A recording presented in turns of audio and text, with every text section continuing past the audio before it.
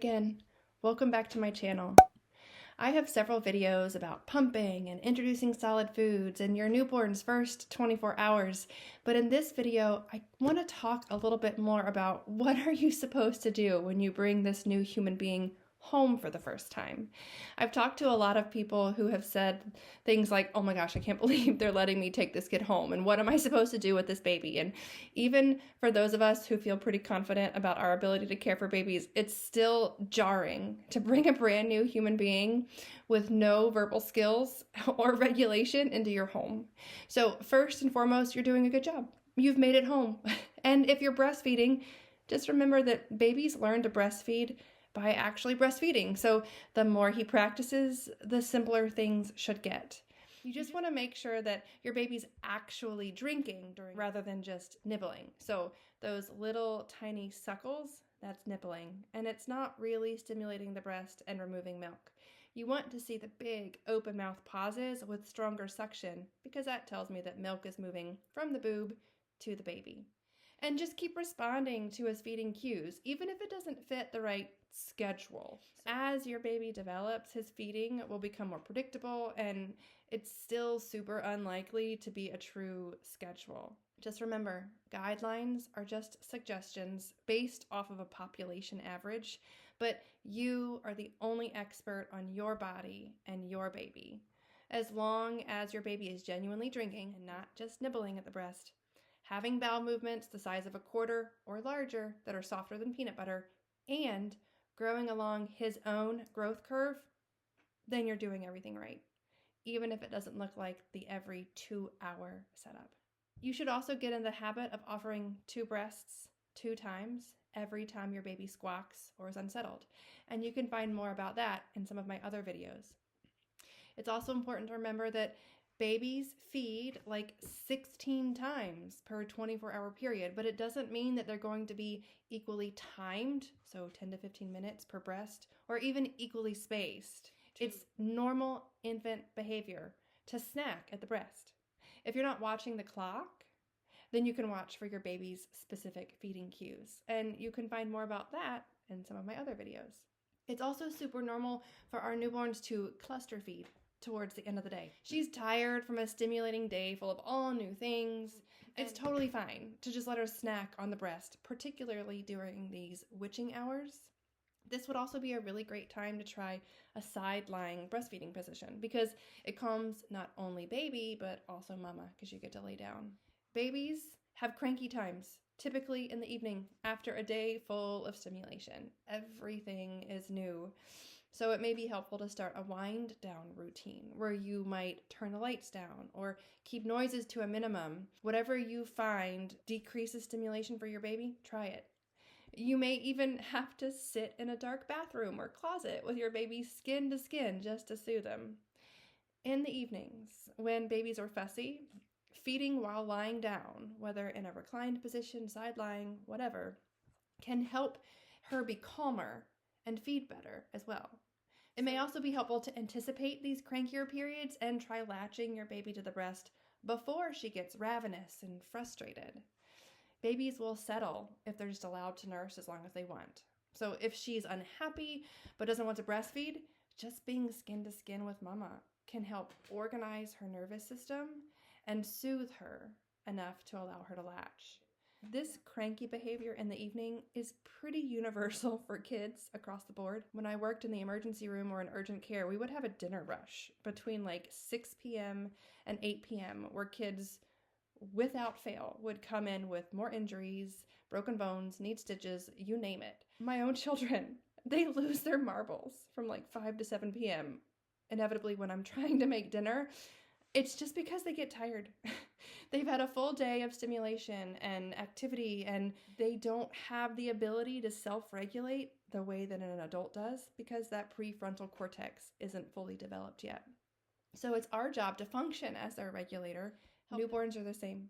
They're people too. They're just people with less practice. So do your best. But remember, the single most important thing for a happy and healthy baby is a happy and healthy mama. So if at any point you are touched out or just can't stand to have a baby on you for one more moment, It's more important to delegate your sweet baby to somebody else and take care of yourself so that you can be refreshed and come back for a connection point.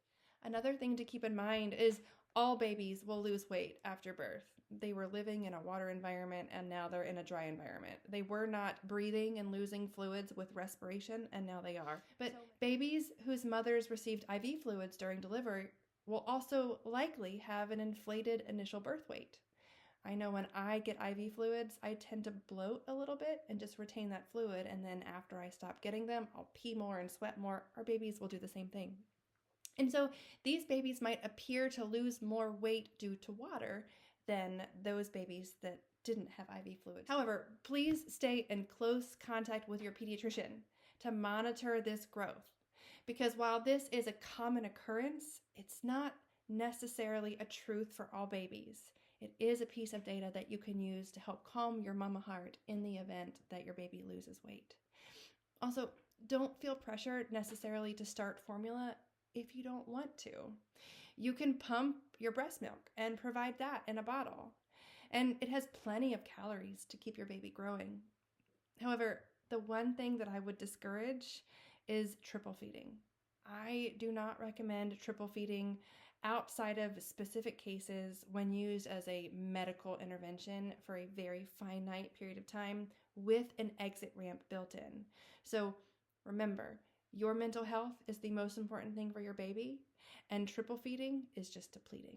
That would be putting baby to the breast, then pumping, then adding a bottle for your baby. You can also use paced bottle feeding whenever you are using a bottle so that your baby gets used to the flow of milk from the breast rather than the faster flow of milk from a bottle. Use hands-on breastfeeding and pumping just to keep your milk flowing and to completely drain your breast. This way your baby doesn't down-regulate your milk supply by under-draining. In general, breastfeeders produce about 24 to 25 ounces per 24 hours. This is just an average, but it gives you a number to put with normal. At 1 week postpartum, 1 to 2 ounces per breast is completely normal. And with continued breast stimulation plus milk removal, you should see that supply grow. Some other things to try would be skin to skin. Just hold your baby on your exposed chest while your baby is as naked as possible, ideally in just a diaper, for maybe 30 minutes before it's time to feed. And it encourages your baby to latch on independently. Babies are built with reflexes specifically designed to facilitate latching, and being in this skin-to-skin position allows all the pieces to work together. At first, your baby might just play at the nipple, like head bob or like mouth it, but eventually your baby will become familiar with your nipple and will try to latch on. Some other things to remember is some babies won't accept a bottle if mama is in the room, and some moms may not be able to remove milk if baby is not in the room. All of it is normal. Just find what works best for your family. And remember, if your baby gets a bottle, make sure you pump at the same time or around the same time so that your brain doesn't think you don't need that milk. A rhyme that I like to throw out there is more than 3 and a decrease you will see. Or basically, if you go longer than 3 hours without breast stimulation plus milk removal, you can expect to see that volume decrease in these early days. Some amount of spit up is totally normal for newborns and for young babies. Their stomach and esophagus muscles are just not that strong yet, so a bit of reflux or spit up is inevitable on an all-liquid diet. If your baby starts to have large amounts of spit up frequently or large explosive bowel movements, you may be offering more milk than he or she can comfortably drink at that time. And if you produce a lot of milk, you might need to hand express a small amount just to soften your nipples so that your baby can take a large amount of breast tissue in her mouth. But these are just some tips and tricks to help you navigate living with a newborn, trying to breastfeed this new sweet human being when you go home all by yourself. I know it's a lot. It does get better. Things get easier, and I know you can do this. Have a good one.